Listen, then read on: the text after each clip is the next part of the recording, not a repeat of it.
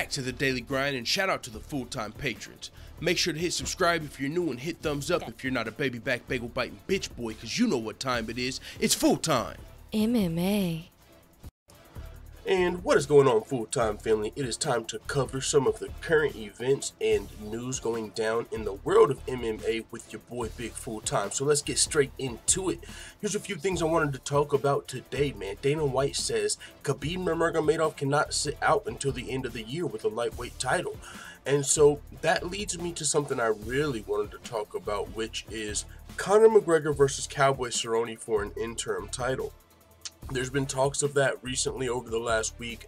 Conor McGregor agreed to fight Cowboy after Cowboy's spectacular performance over Alex Martinez. Conor McGregor was open to fight Cowboy. Now, I'm down with that fight, and I know a lot of people were excited about that potential fight, but there was one thing I did think about. That fight should probably not be for an interim title. And it would be a great fight, and I'm fine if it was for an interim title, if this wasn't the lightweight division, because you have to keep in mind we have Tony Ferguson, El Cucuy, and Dustin Poirier on standby, who both already deserve title shots. So if we're going to give an interim title fight, it has to go there. It has to go to Ferguson Poirier. You know, people were sort of upset when they heard Holly Holm might get a title shot over Caitlin Vieira. Caitlin Vieira hasn't put in half the work of Tony Ferguson and Dustin Poirier, so I don't think the MMA fans are going to be too excited about potentially Cowboy Cerrone jumping those guys, which, you know, Cowboy's a great fighter and he's a very popular fighter, so I would get it. But as far as merit to fighting for the lightweight title, we're talking Dustin Poirier and Tony Ferguson. So now, with that being said, and the only reason we're talking about this is because Khabib, Dana White is saying, can't sit out until the end of the year. Keep in mind, Khabib is currently serving a 9-month suspension, and he had the opportunity to get that shortened by 3 months if he agreed to do like an anti-bullying PSA, which I believe he is not agreeing to do, because also whenever he was handed his 9-month suspension, 2 of his friends were suspended for a full year, a full 12 months.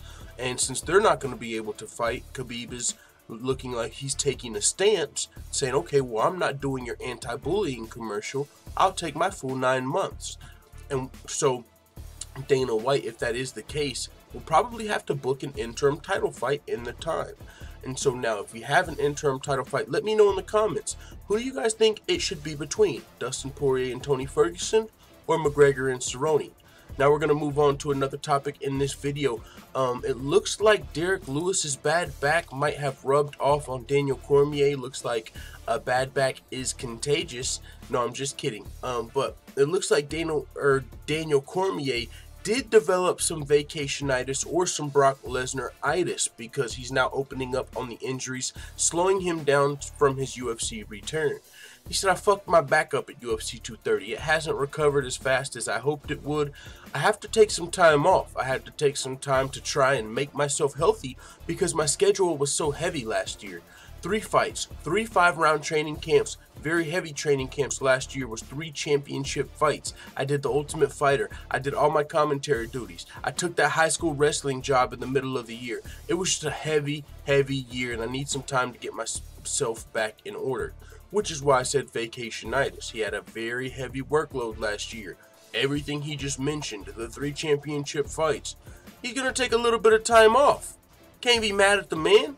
I mean, he was talking about retiring in March. We should be excited he's even going to come back from this vacation and potentially give us 1 or 2 or hopefully 3 more fights as one of the greatest fighters of all time. But he continued to say, you think you're better, but then you're not. And when you're not better, you're really not better. You feel fine when it goes, you're on the floor crawling. It's a weird thing when it goes out. And he said, the last time I fought was like that, it was in 2015 when I fought John Jones, Rumble Anthony Johnson, and Alexander Gustafsson. I didn't fight again until next July. I had to take 9 months to try and get myself reset. Last year, I had that kind of schedule too. So he takes on a heavy schedule and he needs to reset a little bit afterward. Sounds like a vacation to me, but at the same time, you know, when you're in something so physical, it's also, of course, going to give you time to heal up and reset and everything he is mentioning. but it also, you know, a little bit of vacation. Hey, I ain't mad at the GOAT. So with that being said, I wanted to talk about Daniel Cormier opening up on his injury. One more thing that I wanted to talk with you guys about today, and if you haven't yet, if you are enjoying this video, do your boy a favor. Don't be a baby back bagel biting bitch boy or girl. Smash the thumbs up button like your middle name is Khabib. Now we'll move into the last topic of the day. Nick Diaz allegedly shutting down the comeback talk. I just want to party. I read this headline and it discouraged me. But once I read the article, I kind of saw what was going on here. Some fucking jackass reporter walked up to Nick Diaz at like a party or a bar or a club with their tape recorder trying to get quotes about his next fucking fight. He had a shot of tequila in his hand and they said, "Nick, what's up with your next fight?" He's like, "Bro, we're partying right now. We're having a good time. I don't want to fight. I want to love it." You know, like on some hippie shit. This man might have been rolling from this response. Check this out. He said, I think it's this is what Anderson Silva said about a potential Nick Diaz fight. Keep in mind, Anderson Silva just headlined UFC 234 against Israel Adesanya, and he did not retire. Anderson Silva wants maybe one more fight in Curitiba, Brazil at UFC 237, where it all started for Anderson Silva. And he said maybe against Nick Diaz. And I did say if he wasn't retiring, that's the only fights that really make sense. Maybe Nick Diaz, GSP, like, you know, a big fight. He's not chasing the title. The two fights I specifically said were Nick Diaz or if Michael Bisping unretires. And if he's not going to unretire, it really left Nick Diaz. And so, since Anderson Silva showed interest in a potential Nick Diaz retirement fight, this is what he had to say. I think it's very interesting. I talked to Nick's manager a couple months ago, and Nick said, "Okay, let's go do it. Let's talk to Dana White. I'm just waiting for Dana." So a couple months ago, Anderson Silva seemed to have already kind of negotiated this match himself with Silva's manager. "Hey, I'm about to fight Adesanya. If I should lose, you want to fight?" No, I don't know if he said if I should lose, but with that being said, Anderson Silva is open to fighting Nick Diaz. Now, despite that comment from Anderson Silva, this article is saying Nick Diaz does not appear interested in the rematch. Now, I set up where this article was coming from, but listen to what Nick Diaz said. "Look, bro, we're getting drunk right now. Fuck all this. I don't want to hurt nobody. I just want to party," he continued after guzzling back a swig of Jose Cuervo tequila. Now, listen to that statement. "Look, bro, we're getting drunk right now." That's all I needed to hear. That's all I needed to hear. He said right now. Then they said he swigged some Jose Cuervo. Bro, he was literally taking a shot in the process of partying. Like, bro, so they asked him, "Hey, Nick, what do you think about fighting Anderson Silva?" Bro, I'm not trying to fight nobody right now. I'm trying to party. He was talking about in that moment. If you came to Nick Diaz correct when he wasn't in the middle of a party or doing some sort of extracurricular activities, you would have probably got his real answer. He would have probably actually been interested in the fight. I really think this is a great fight for Nick Diaz, and I think he will probably take this fight. I think we will see Nick Diaz come back and fight Anderson Silva.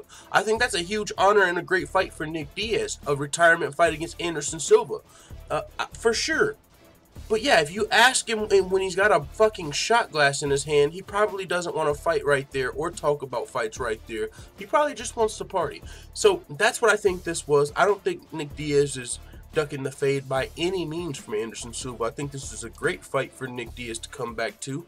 And I think if we approach Nick Diaz when he's not in the middle of partying, which good luck there, then he'll probably give his actual thoughts on fighting Anderson Silva in his retirement fight. So it'll be dope if that does happen at UFC 237. With that being said, thank you guys for checking out this video. Let the full-time family know what you think in the comments. I'm out of here. Bye, Felicia.